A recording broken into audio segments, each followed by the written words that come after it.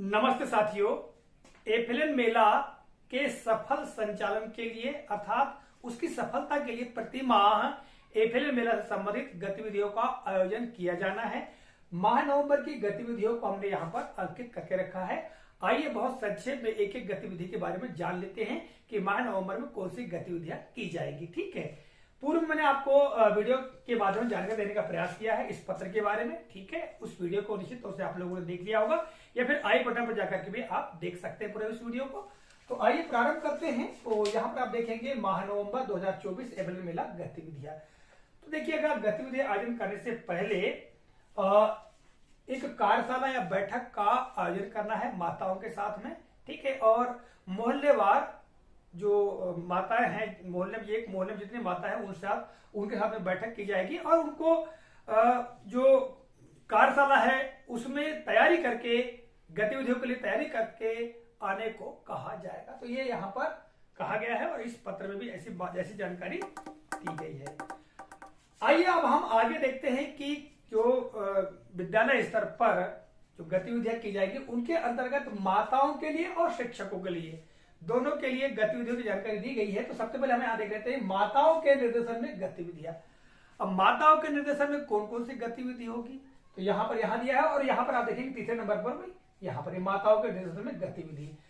तो केवल एक गतिविधि के बारे में जानकारी दी गई है। तो ये गतिविधि क्या है कि मिट्टी, कागज, पत्तियों, कपड़े से खिलौने या आकृतियां बनाना, ये गतिविधि होगी। और इस संदर्भ में जानकारी दी गई है कि जो सभी माताएं हैं, ठीक है, उन सभी माताओं को खिलौने बनाने के लिए प्रेरित किया जाएगा। और ये जो खिलौने हैं, जैसा कि यहाँ जानकारी दी गई है, मिट्टी, कागज, पत्तियों, कपड़े से ये बनाए जाएंगे। ठीक है, और शिक्षक माताओं को बता दें कि वे अपने बच्चों के साथ मिलकर ये जो खिलौने हैं, ठीक है, ये खिलौने बच्चों के साथ मिलकर घर पर ही तैयार करेंगे। ठीक है, इस विद्यालय में कार्यशाला तैयार नहीं करना है, घर पर ही तैयार करना है।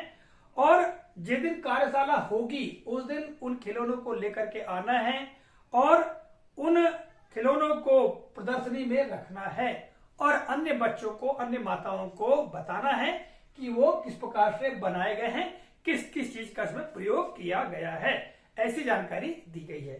ठीक है, अब ये माताओं के द्वारा गतिविधि होगी। इसके पश्चात शिक्षकों के द्वारा भी गतिविधि कार्यशाला में कराई जाएगी। तो कार्यशाला में क्या गतिविधि होगी, पहला है यहाँ पर 3 गतिविधि, जबकि माताओं के लिए एक ही गतिविधि है, जबकि शिक्षकों के द्वारा 3 तरह की गतिविधियां कराई जाएंगी। जिसमें पहला है मैं कितना बड़ा या बड़ी हूं, ऊंचाई और वजन। तो इसके संदर्भ में जानकारी दी गई है कि शैक्षिक वर्ष की जो समाप्ति है इसमें निश्चित तौर से बच्चों की दक्षता उन्नयन तो होता ही है, साथों साथ बच्चों की ऊंचाई और वजन में भी वृद्धि होती है। तो इसी के अंतर्गत जो बदलाव हुआ है उस बात की जानकारी माताओं को देने के लिए बच्चों की ऊंचाई मापने और उनके वजन के बारे में जानकारी दी जाएगी। तो ऊंचाई मापने के लिए किसी बोर्ड पर या एक पट्टिका के ऊपर मतलब अंकित सेंटीमीटर के या इंच के निशान जो है अंकित करके बच्चों की ऊंचाई मापी जाएगी और माताओं को बताया जाएगा। इस तरह से वजन के माप के लिए भी व्यवस्था करते हुए चाहे तो आंगनबाड़ी केंद्र से वजन मशीन ला करके, ठीक है, उसका प्रयोग वजन के लिए किया जा सकता है। तो ये शिक्षकों के द्वारा गतिविधि आयोजित होगी। दूसरा है चित्र कहानी। तो चित्र कहानी के अंतर्गत क्या होगी कि बच्चों को समूह में बैठाया जाएगा, ठीक है, और बच्चों को एक चित्र दिखाया जाएगा। वो पुस्तक का हो सकता है, कहीं का भी चित्र हो सकता है, और प्रत्येक समूह में ये चित्र दिखाया जाएगा, दिया जाएगा। ठीक है, और जो बच्चे हैं कहना चाहिए, उन बच्चों से उस चित्र के बारे में बताने को या उस चित्र के बारे में बोलने को कहा जाएगा। जैसे कि चित्र में मौजूद लोग या मौजूद जो चीजें हैं वो क्या कर रही है, लोग हैं मानो तो लोग क्या कर रहे हैं, ठीक है, यदि कोई लोग बैठे हैं उस चित्र में तो वो क्या बोल रहे होंगे, इस पे अंदाजा लगाने को कहा जाएगा और बोलने को कहा जाएगा। और उस चित्र से संबंधित कोई कहानी बनती है तो शिक्षक एक वाक्य प्रारंभ में बोलेंगे, इसके पश्चात बच्चों से उस कहानी को पूरा करने के लिए कहा जाएगा। तो इस तरह से गतिविधि आयोजित होगी। और तीसरी गतिविधि क्या है, घेरे गोले बनाए। तो यह बड़ी सरल है, कक्षा 1 और 2 के बच्चों के लिए होगा। ठीक है, तो इसमें बच्चों को कहेंगे कि भाई एक खेल खेलना है और खेल क्या होगा कि प्रत्येक बच्चे को चाक का टुकड़ा दे दिया जाएगा और उस चाक के टुकड़े से बच्चों को कहा जाए कि हम जितनी संख्या जितना अंक बोलेंगे उनको उतने ही गोले बनाना है, या तो रनिंग बोर्ड में बनाए, या अपनी स्लेट में बनाए, या कॉपी में बनाए, या जमीन पर बनाए।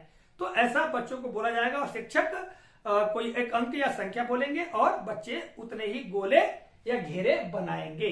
ठीक है, और उनका प्रदर्शन होगा कि कौन सही से बना सकता है, देख सकता है। तो इस प्रकार से बच्चों के द्वारा गोल घेरे बनाए जाएंगे। फिर अगला क्या है कि माताओं के निर्देशन में गतिविधि होगी। फिर माताओं के निर्देशन में भी एक गतिविधि होगी, उस गतिविधि का नाम क्या है? समय से दोस्ती। समय से दोस्ती से आशय यह है कि बच्चों को समय की जानकारी देना। ठीक है, कितने बजे। ठीक है, तो यहां पर जो जानकारी दी गई है, बताया गया कि बच्चों से माताएं जो है वो सवाल करेंगी उनकी दैनिक दिनचर्या के आधार पर।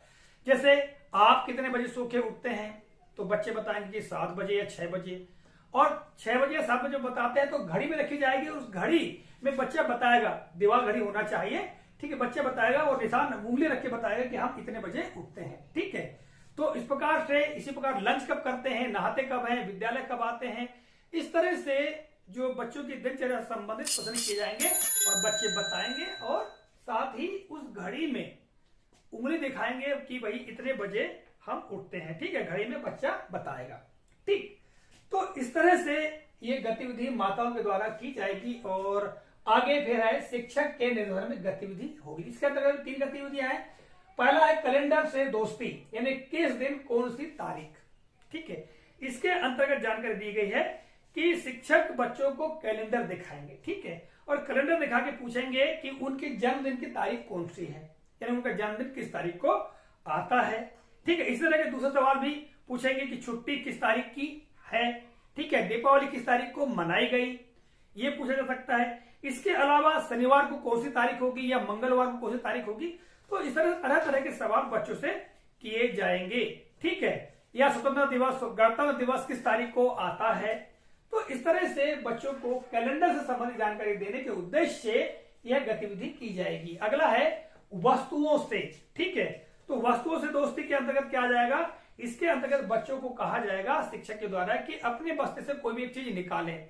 बच्चे अपने बस्ते से वो चीज निकालेंगे, शिक्षक उनको पूछेगा कि ये चीज जो है वो सोच के बताना कि कैसी है और कहां से मिलती है। ठीक है, इसी के साथ में हम इसे क्यों खरीदते हैं, इसका उपयोग क्या है, यदि ये वस्तु हमको ना मिले, एक दिन ना मिले तो क्या होगा। तो इस प्रकार के जो प्रश्न है वो बच्चों से पूछे जाएंगे, जिससे कि किसी भी वस्तु की, यानी बच्चों के बैग में, बस्ते में रखी हुई चीज की उपयोगिता के बारे में बच्चों को जानकारी हो पाएगी। ठीक है, तो ये गतिविधि होगी। और इसमें एक बात ध्यान रखना है कि प्रत्येक बच्चे को मौका देना है, प्रत्येक बच्चे को मौका मिले, इस बात का प्रयास करना है। आगे जो गतिविधि है ठीक पहले ठीक बाद में, तो इसके अंतर्गत 2 समूह बनाए जाएंगे बच्चों के। ठीक है, और उन दोनों समूह में ठीक पहले वाला एक समूह होगा, दूसरा समूह होगा ठीक बाद। तो ठीक पहले ठीक बाद क्या होगा? ठीक पहले मतलब कोई शिक्षक द्वारा कोई भी एक अंक या संख्या बोली जाएगी। ठीक है, छोटे बच्चे हैं तो निश्चित तौर से 1 से 9 तक संख्या, या मतलब 20 तक संख्याएं, 30 तक संख्याएं हो सकती हैं। ठीक है, तो जो शिक्षक है उसके द्वारा संख्या बोली जाएगी, और जो पहला समूह बनेगा ठीक पहले वाला, तो ठीक पहले, तो वो क्या करेगा कि उस बोली गई संख्या के ठीक पहले कौन सी संख्या या कौन सा अंक आता है उनको लिखना है। और जो दूसरा समूह रहेगा ठीक बाद वाली, ठीक है, ठीक बाद में, तो उस समूह के द्वारा उस अंक या संख्या के ठीक बाद में कौन सा अंक या कौन सी संख्या आती है वो लिखने को कहा जाएगा। तो इस तरह से 5-6 संख्याओं के बारे में बोले जाएंगे शिक्षक के द्वारा, और बच्चे उनके ठीक पहले की और ठीक बाद की अलग अलग समूह जो बनाए जाएंगे। ठीक है, ठीक पहले वाला समूह और ठीक बाद की या बाद में वाला समूह, तो इन दोनों के द्वारा लिखा जाएगा। और अंत में जांच करके दोनों समूह में से विजेता समूह की घोषणा भी की जाएगी। तो इससे क्या होगा कि बच्चों को संख्याओं का ज्ञान होगा कि ठीक पहले क्या आता है, ठीक बाद में क्या आता है। ठीक है, तो बच्चों को मजा भी आएगा। तो इस तरह से ये माह नवंबर की गतिविधियां होंगी, इनका आयोजन होगा, एक कार्यशाला आयोजित होगी। ठीक है, और इस पत्र में इस संबंध पूरी जानकारी दी गई है। आप चाहे तो इस पत्र का अवलोकन भी कर सकते हैं। आशा करता हूं आज के वीडियो में दी गई जानकारी आपके लिए उपयोगी होगी। तो मिलेंगे अगले वीडियो में, तब तक के लिए